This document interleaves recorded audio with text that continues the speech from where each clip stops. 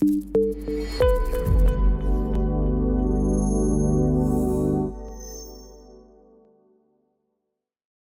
afternoon, everyone. Thank you for joining us today for our digital event, Boost Productivity and Build Smarter with SketchUp 2025. My name is Corey Rubidoux. I am the CEO of ArchVision, and I'm happy today to have Ted Vitale join us from Trimble to do this presentation. I just want to kind of give a little bit of a opinion and a little bit of a kind of background on myself and the product that's here. I've been working around the SketchUp world since 2006, basically. 2004, I think we originally started touching some code maybe for it to build a plugin called V-Ray for SketchUp when I was at Chaos. So I've been around SketchUp for quite a while, and I was sending out some emails this morning, and I found myself writing this down, and I wanted to share that for those of you who didn't get that email this morning. I'm pretty excited about this release of SketchUp. It's one of the kind of most premier, I think, releases in a long time, especially since Trimble acquired it from Google. And also just looking forward to how ArchVision relates to SketchUp. We're really excited to kind of dive into some of the new even features and functionalities that's part of SketchUp as it relates to ArchVision's technology and content and things that we do. So I'm super excited for this. I'm also very excited to have Ted join us today. Ted and I go way back as well. Ted used to work for me at Chaos Group when I was there. He was our product owner for V-Ray for SketchUp when we were building that tool out. And so Ted is joining us, and he'll present. And then Kelsey is joining us today. She's on our sales operations team. She'll be in the back end, and she'll be around kind of being able to answer any questions that pop up along the way. We will have a Q&A at the end. We'll let Ted just present. Please use the chat space, the Q&A chat space on Zoom to ask us any questions, and we'll field those along the way, and we'll hold those to the end. So with that, without any further ado, I'm going to let Ted take this over. Ted, thank you for joining us today and doing this, and let us know if you need something along the way. All right? Yeah. Well, thank you, Corey, for the intro. I want to say thanks to the ArchVision team. So those of you who are joining us may know me from my history in and around the SketchUp ecosphere. But like Corey said, my background is in both architecture and product development now. My background is in architecture. I graduated from Savannah College of Art and Design in Georgia in 2009 with my bachelor's and my master's degree in architecture. I was a classically trained architect, working in the profession for a number of years before Corey snatched me up and I joined the Chaos Group back, I guess, 2011, 2012, something around then. With that said, though, I've been working in and around SketchUp since my college years back in 2004, 2005 when I first picked it up.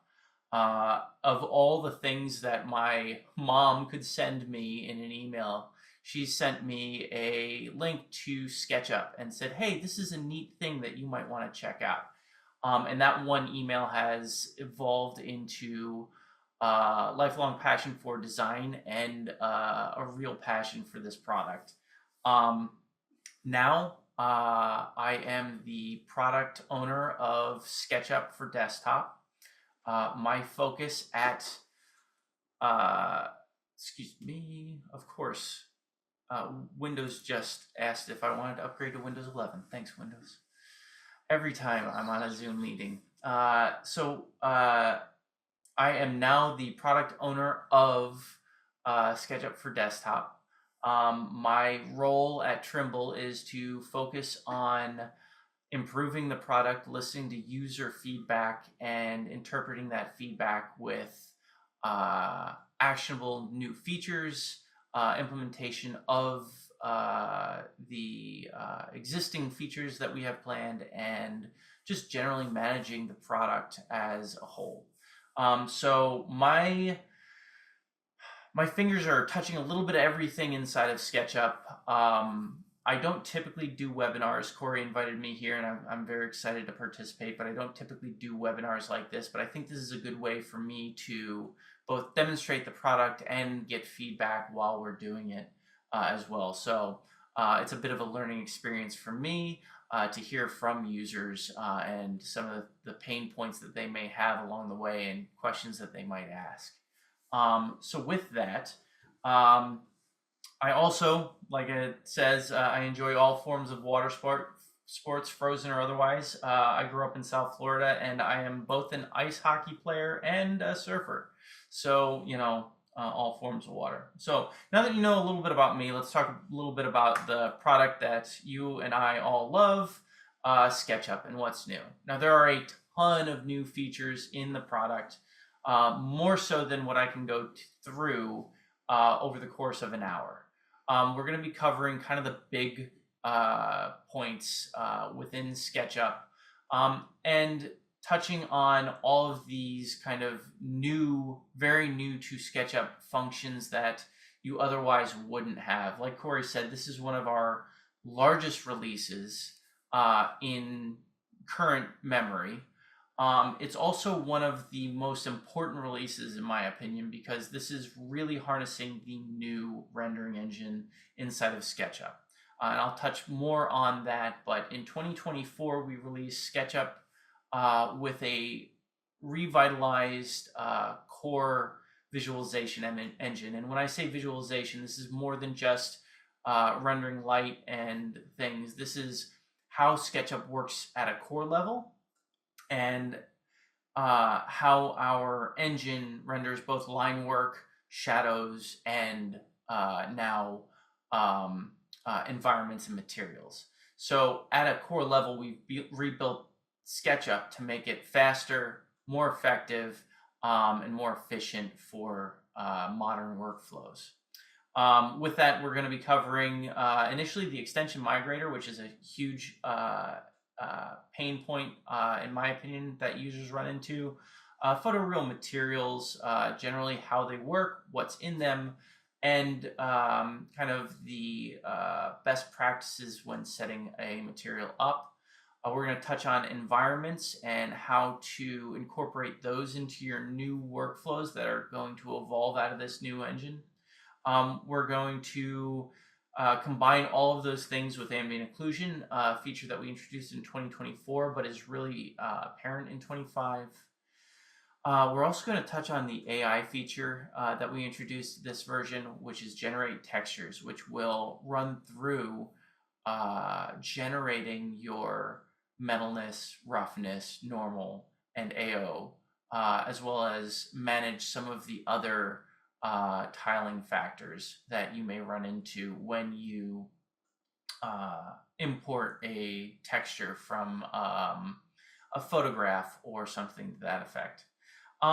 Finally, we're also going to touch on the new content library that we introduced in 2025 in our materials, as well as those materials that you can find on 3D Warehouse, tag improvements, and then we'll go through kind of the basics of what the difference between Pro and Studio is, and direct you to more information.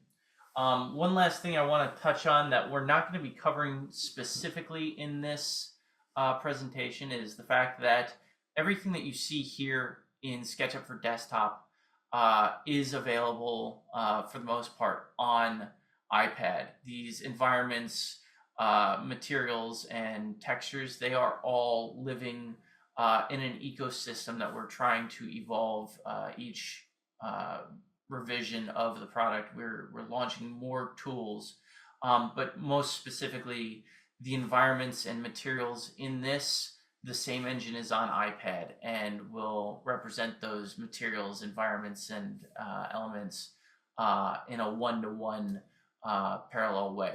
So you can have confidence in transitioning from one product to another.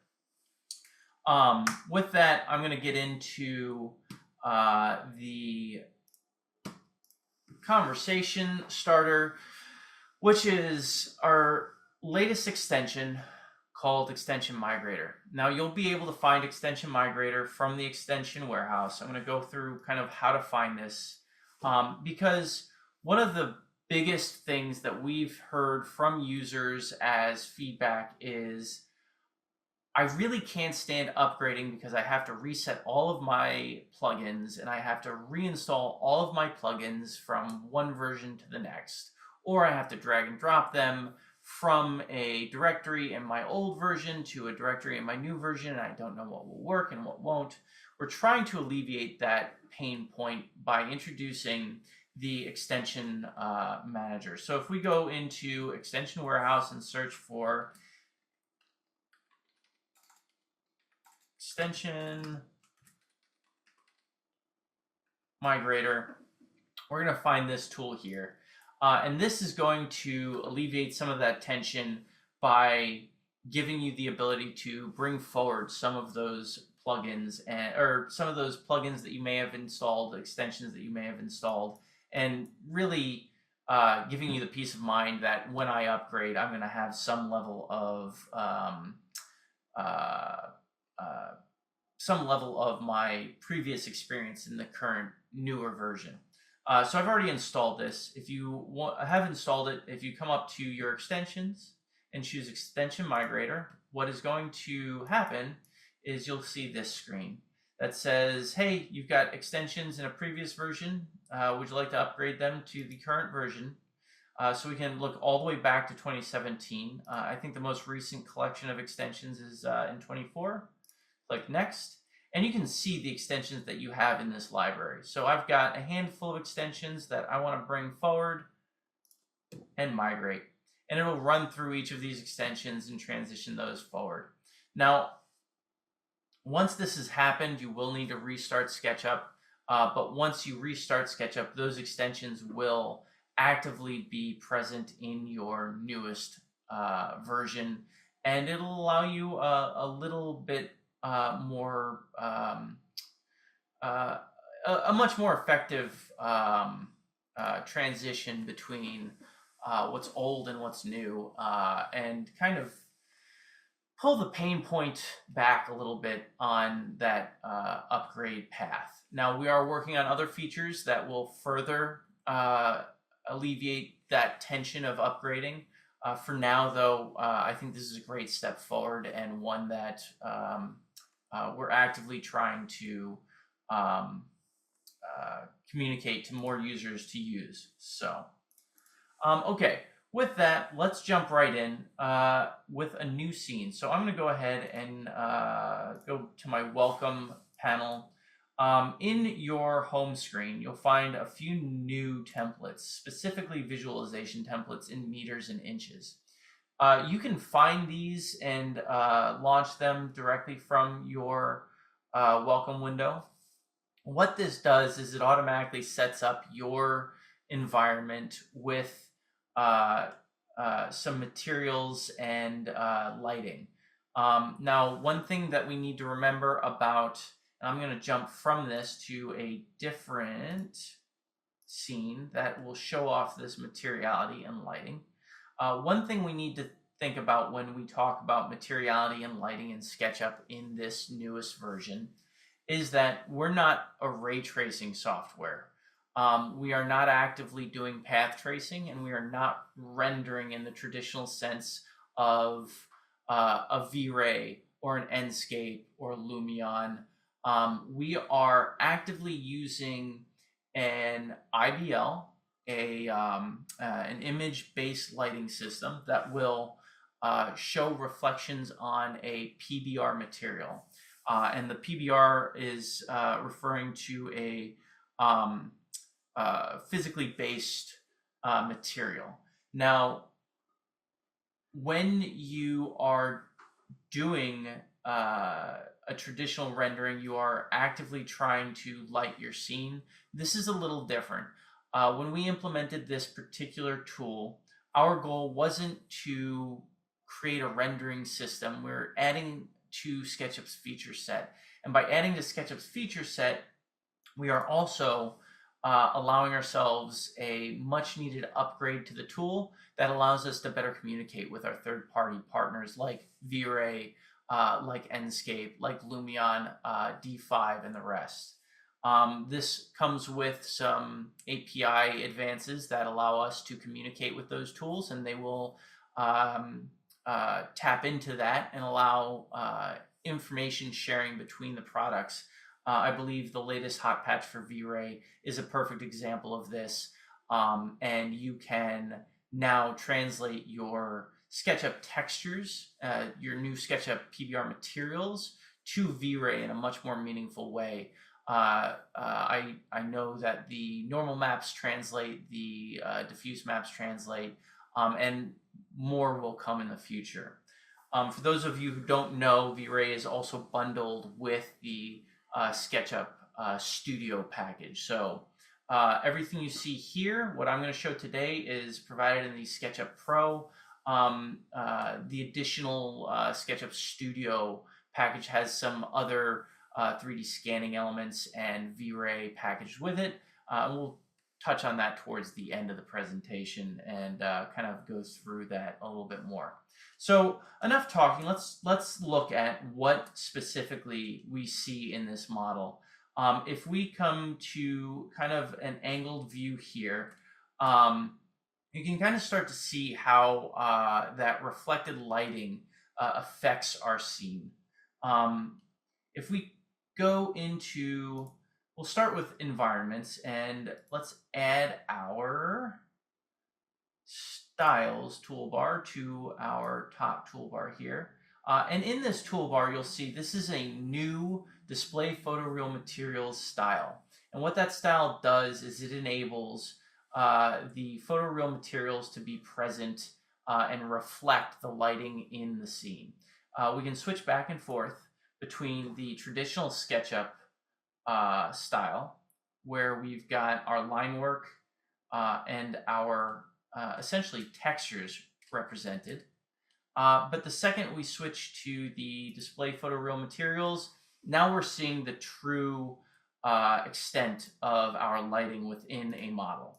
So if I come into my environments panel and I come to the in model library, I can see I've got the Highlands environment enabled. Now I can turn this off, and it kind of goes back to what we expect to see in SketchUp because nothing is being reflected.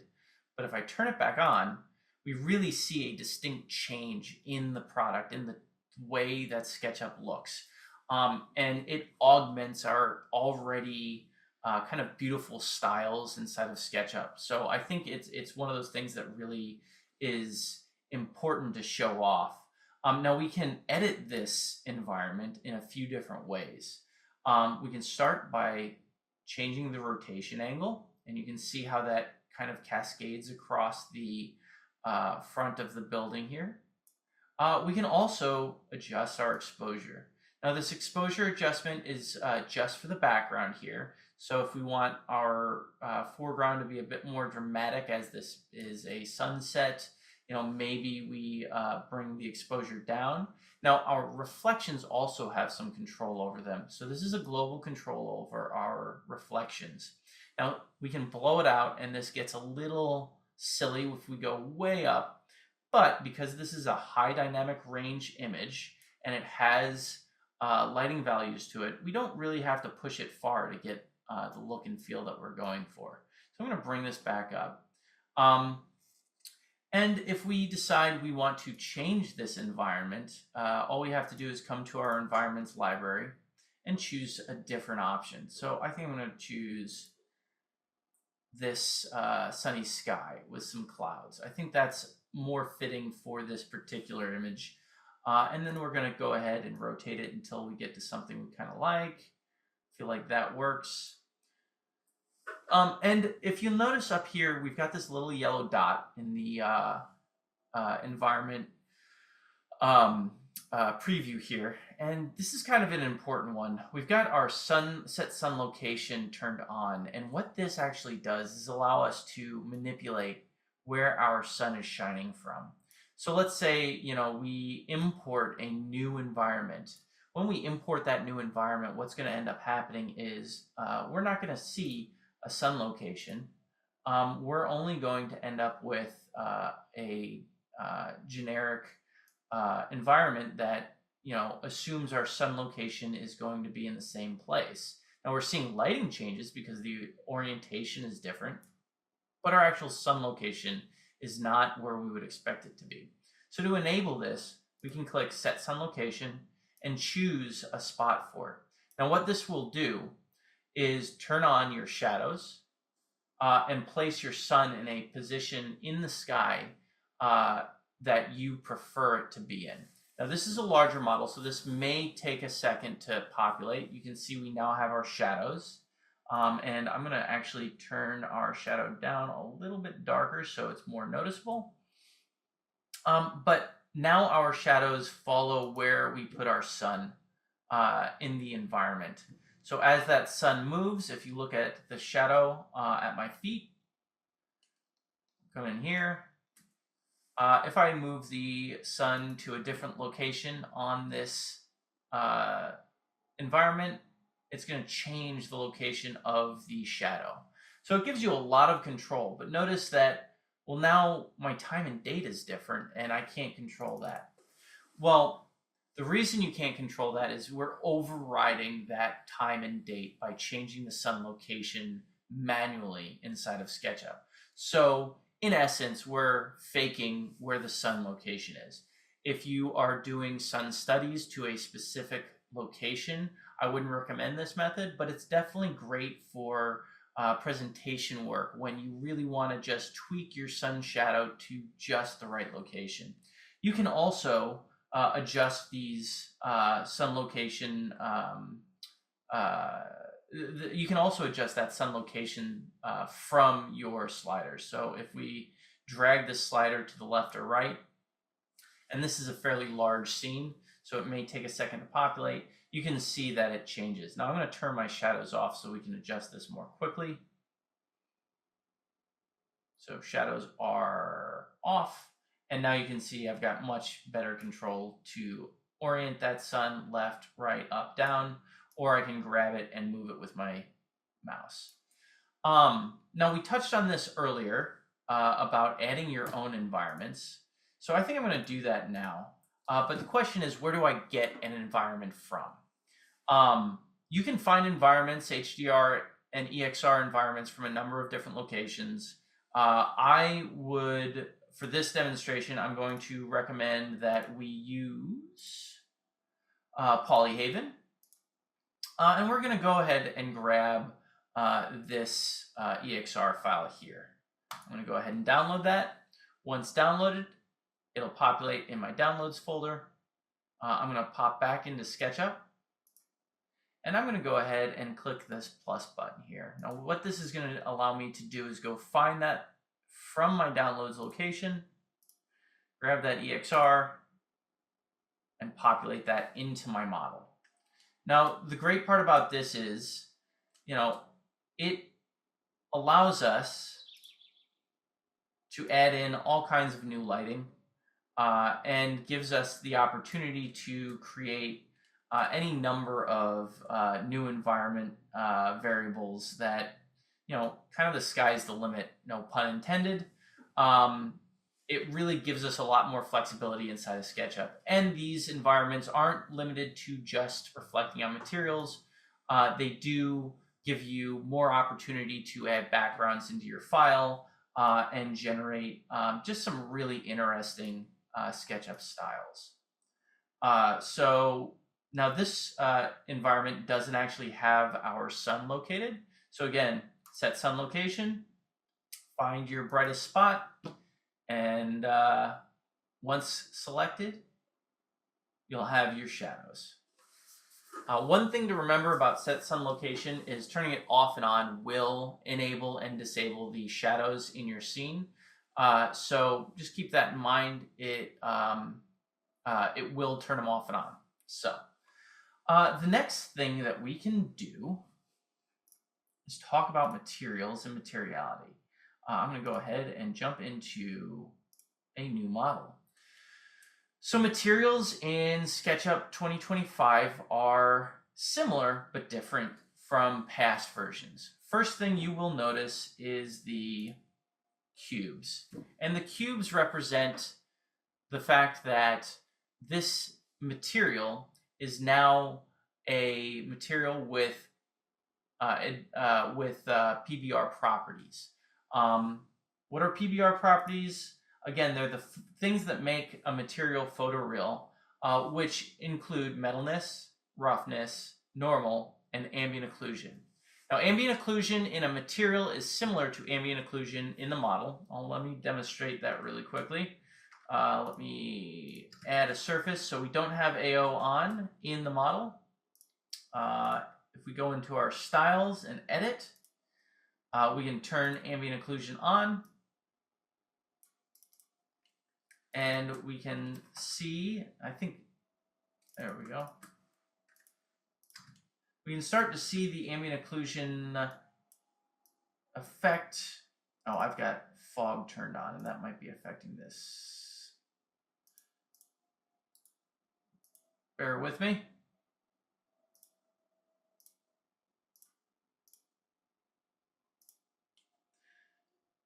So now we've got ambient occlusion on, and you can see a contact shadow on the surface of this circle that we created.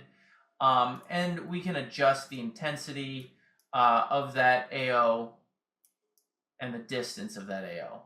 Now, the thing to remember here is materials also have ambient occlusion, which is a little different but similar. And in our materials, we can see this in action by turning this off and on. Ambient occlusion is sort of the dark spots within the material, so we can adjust that AO in the material.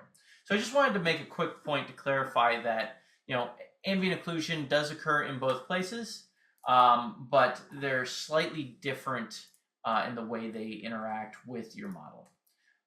So to start with, I'm going to show you how to create a new PBR map, and then we'll discuss what each of these maps does and how it affects the material. So earlier I mentioned that a cube represents the material itself as a PBR material. You can see this quickly and easily by turning off the PBR properties. So this is a quick way that users can differentiate in their library which material already has properties applied and which materials don't. This is also the way you would preview a material texture. So for example, if we go in here and we just turn off our material properties, it's going to default to that flat texture. That's the way that we're differentiating between materials that have these properties and materials that don't. So I'll turn these back on, and then we'll discuss how to create one of these new materials.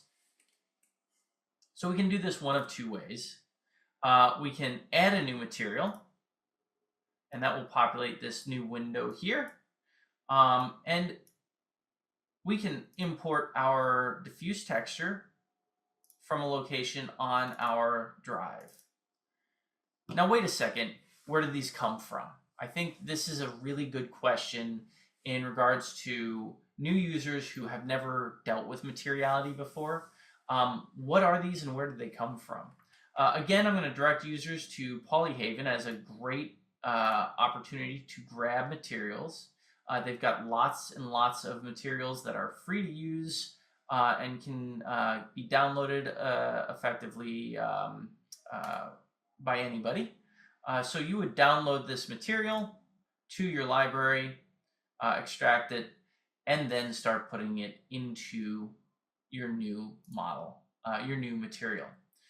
So we are going to go ahead and grab our diffuse material. We'll add that. Whoop, grabbed the wrong one. So now we've got our diffuse material applied. The next step is going to be adding our metalness map if it's a metallic object. This obviously is not, it's a stone wall, so we'll skip that one. The next up would be roughness. Now the roughness value is essentially how shiny something is. I know it's a bit counterintuitive, but stick with me. We'll go ahead and grab our roughness map. Then we're going to go ahead and add our normal. And finally, our ambient occlusion map. That's this one here in black and white. Now, the combination of these different maps are really what matters. They generate the texture and the materiality behind that texture that gives you your visual fidelity. So once I create this, I'm going to call this Stone 2, since I already have one in my scene. And I'm going to hit OK. All right, so now I've got two versions of this stone, and I'm going to continue to work with this one because it's already here. If we are in this material, we can turn the roughness all the way up. That means it's not shiny. Or all the way down. That means it's very shiny. And we can't really see this initially until we start adjusting our environment.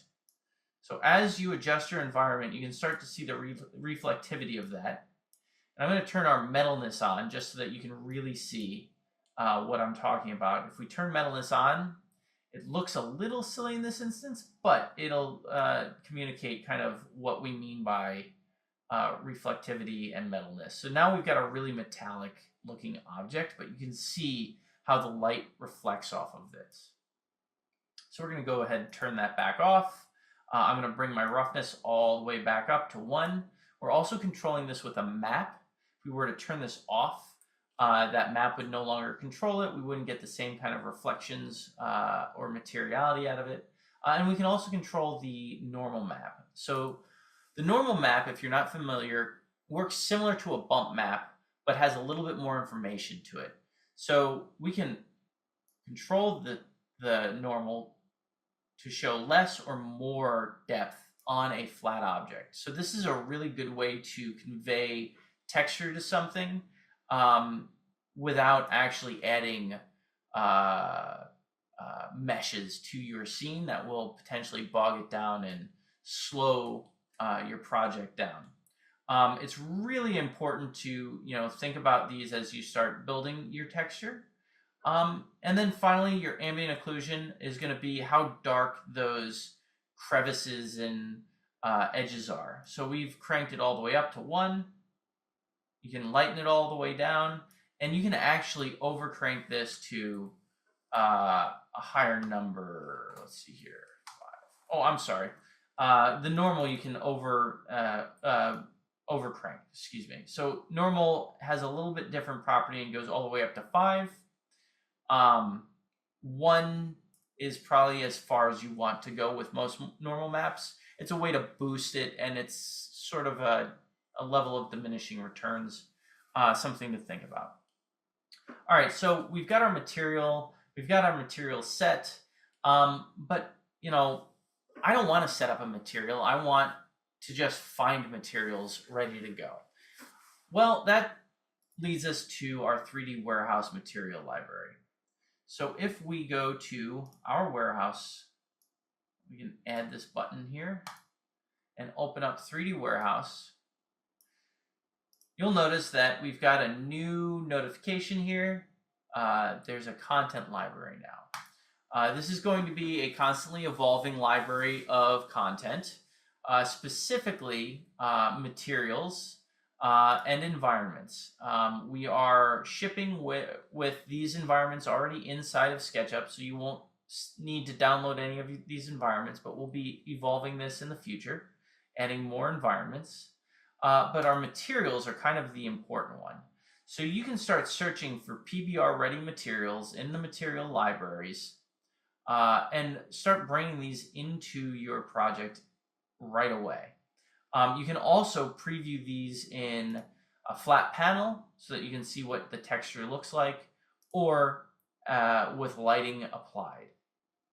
So this is really a nice way to start looking for materials if you're maybe a novice user or somebody who doesn't feel like going through the process of creating your own custom material. This is a great alternative because it allows you to start importing the things that you need and only the things you need, and applying them to your model quickly and easily. It's really kind of valuable in the sense that you don't have to go through the process of generating your own materials on a regular basis in each project, one by one. So really valuable tool, really important, and I think effective when we start talking about the way that the materials work inside of SketchUp. So I'm going to jump back over to this scene. Let's see, I'm going to go to scene 2, our original texture that we like. I'm going to talk about one other new tool, which is material generation. Let's go ahead and go to the 3D warehouse again. We're going to go find just a user-generated material.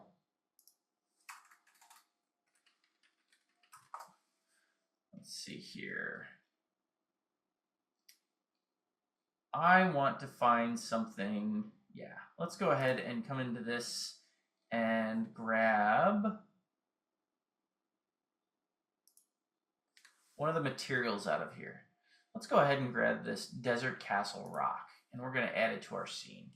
And I'm going to say this planter bed is going to be desert castle rock. We're just going to do that.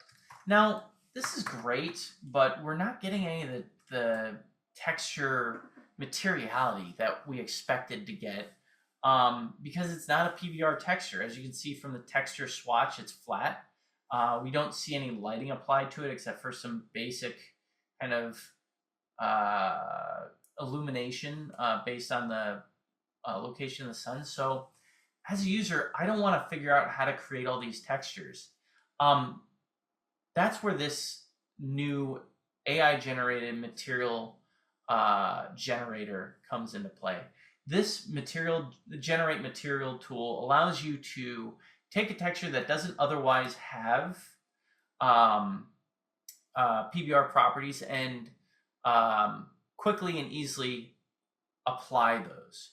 So we're going to go ahead and continue. If you try this on your own at home, check the learn material or learn more about this generate textures and kind of read up on it. I think it's a really powerful little tool. But we're going to go ahead and kick it off. You're going to see it is uploading to our server, downloading as a texture. Now let's go ahead and take a look at the maps. And we're going to see that this gave us some material properties.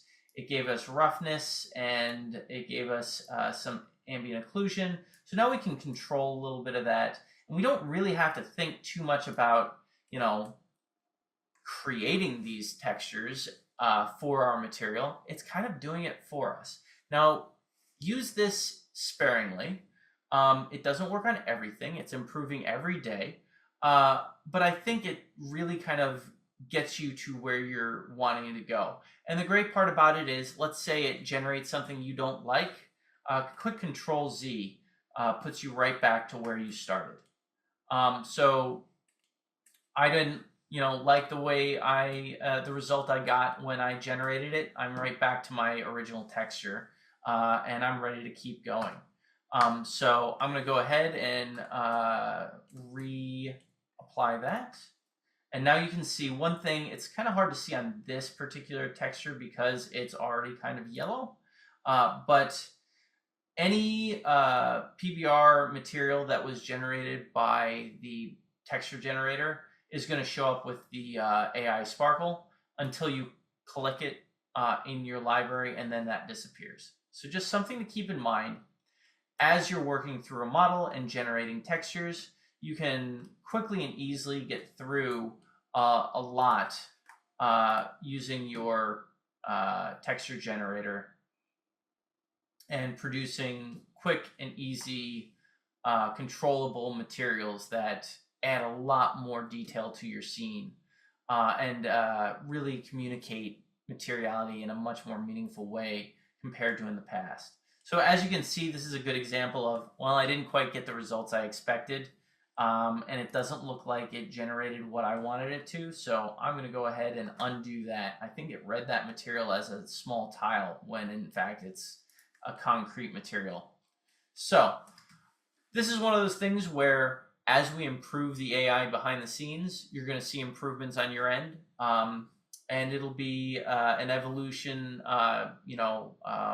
version by version, and even day by day as we push new updated AI models to address this materiality configurator.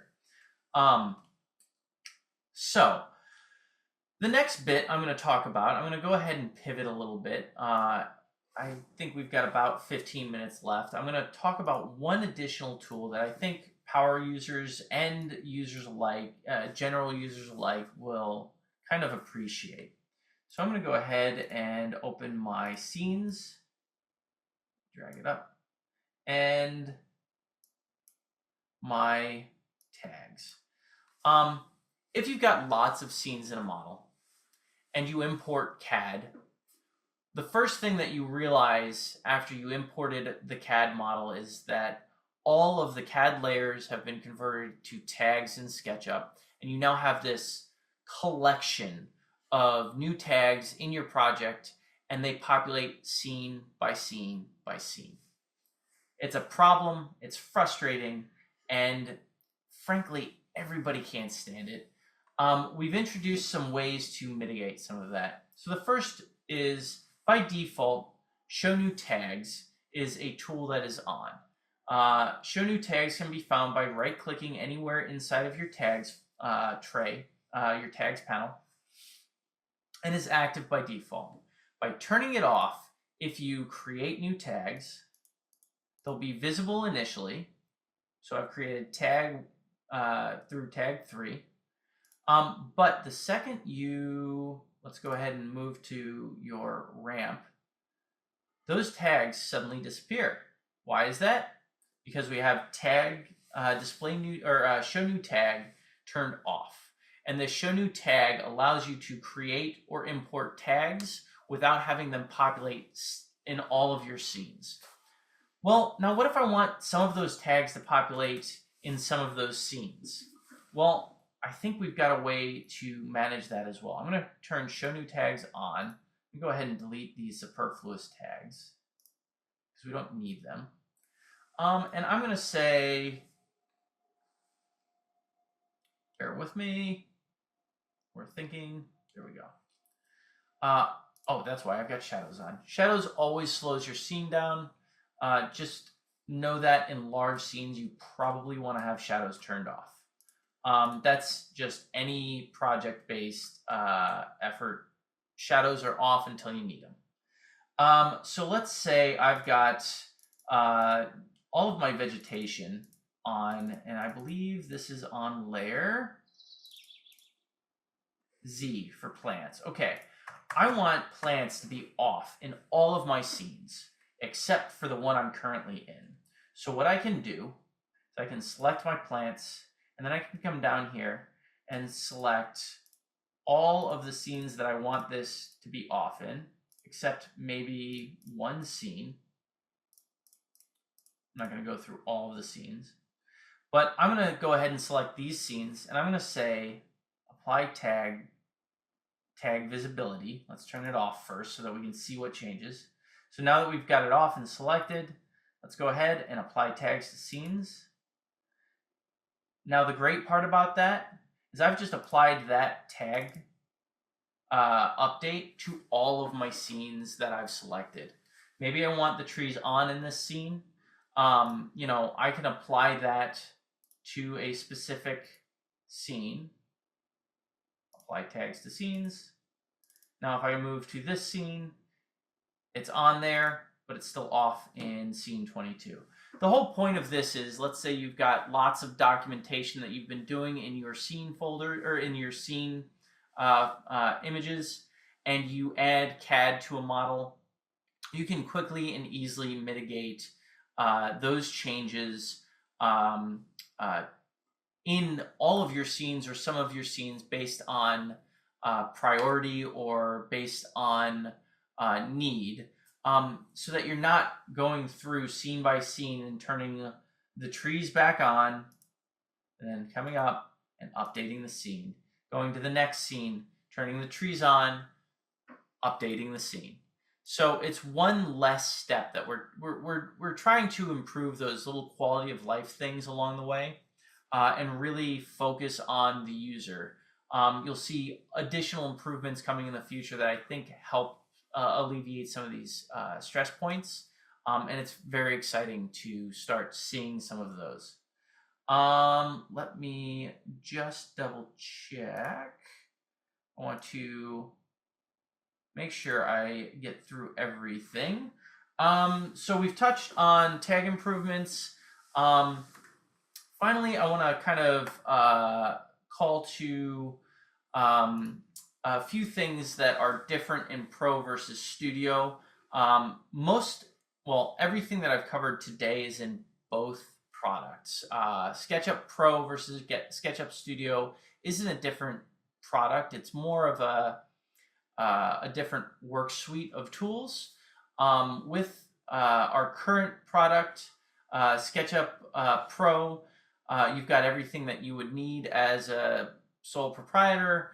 SketchUp Studio provides a few additional tools. I don't have them all shown here, but one of the tools is our Scan Essentials tools is packaged with that, as well as the V-Ray plugin is also packaged with that, and finally our Revit importer.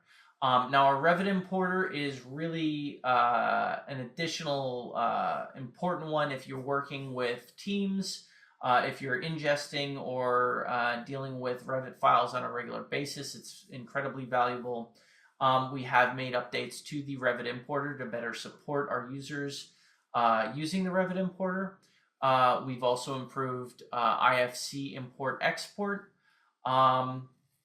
And we've improved just general interoperability with what files are supported inside of SketchUp, including USDZ and GLB files. Just generally speaking, we are continuing to push the product forward and really improve release over release. And generate kind of the best possible SketchUp for all of our users. Now today I demonstrated all of this on Windows. In addition to a Windows version, we have a SketchUp for Mac version, which has all of these same tools and tool sets. And you'll find that we will be improving both versions more quickly as the time comes. Over the last few years, I know as a past user, SketchUp for desktop in general has felt a little bit slow. We're picking up the pace, and we're going to be introducing more tools more quickly. We're going to be introducing more features more quickly, and I think you're going to be really happy with the results. If 2025 is any indicator for future releases, I can assure you that we are listening to your feedback. We are responding to that feedback, and I am actively trying to better the product as best I can, and listen to those users and take that feedback to heart and really make a difference. I think our team is moving pretty quick, and we're excited to hear what users are saying about the product and what they want next. So looks like we've got about 10 minutes left. So I'm going to kind of open up to questions. One thing that I didn't mention specifically, and we can kind of touch on this really quickly. There's a ton of resources on our blog at blog.sketchup.com. YouTube at SketchUp is really great. We have a full collection of webinars that'll be posted there and on our website that will allow users to see all of the tools, not just the ones that I discussed, as well as the Help Center and community at forums.sketchup.com. So I'll open the floor up to questions and take it away. Dad, I got one question here. Yeah, go for it. I've got an RTX 4090 graphics card. Will SketchUp 2025 take advantage of that card?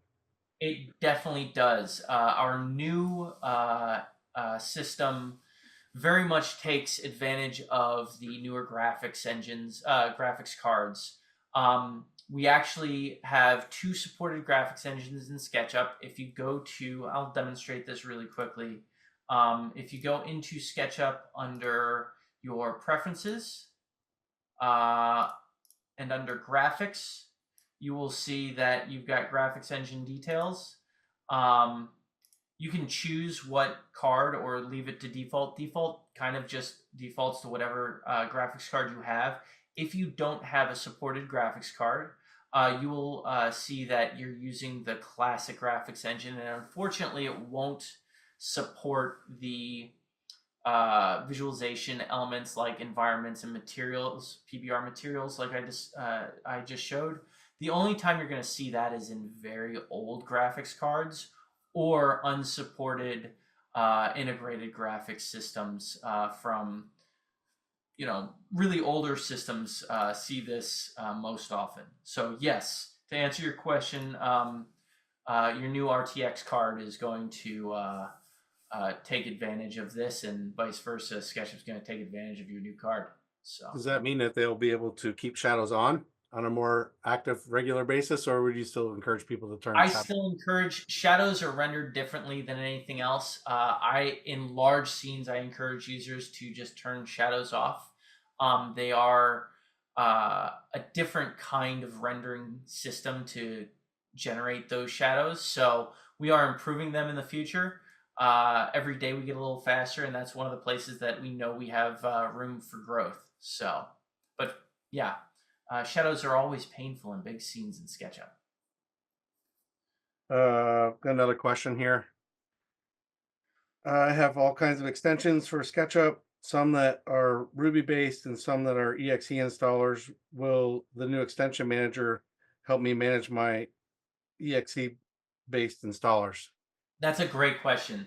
Unfortunately, for the time being, the extension manager can't migrate EXE-based extensions. We can bring over as much as we can. Those are ones that will be like V-Ray or Enscape. Those won't carry through because there are additional requirements, and those programs need to see the new tool.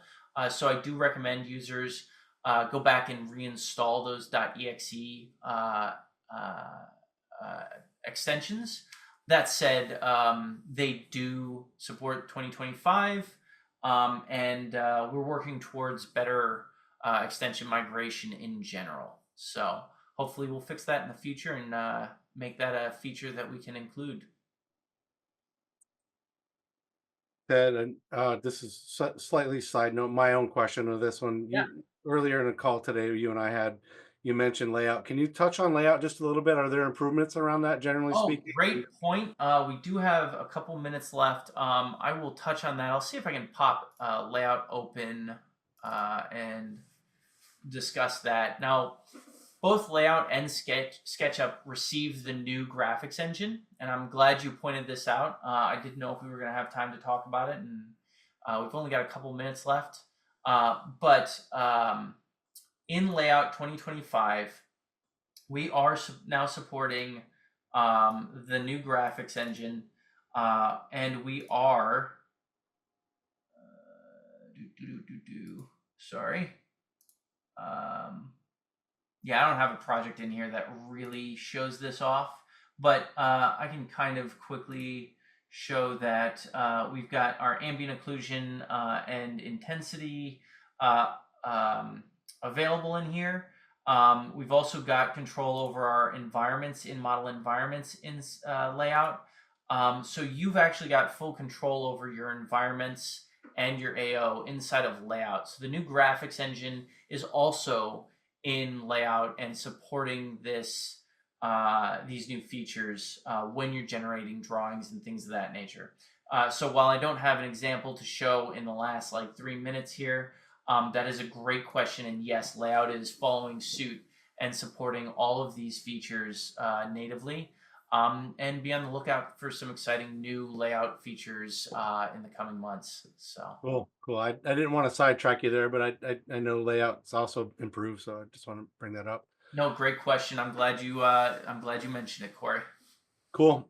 All right, last little bit of a plug from our side. If there are no more questions, just say for any of you who have questions in the future with this new release or any upgrades or licensing or need new licenses or anything, please reach out to us or your purchasing manager at your firm, and we'll definitely help you with any of those questions. If you're interested in learning more about SketchUp Studio versus Pro, let us know. We can do further sessions on that as well. We can take deep dives into like SketchUp Essentials or the Revit plugin or Revit importer and things like that.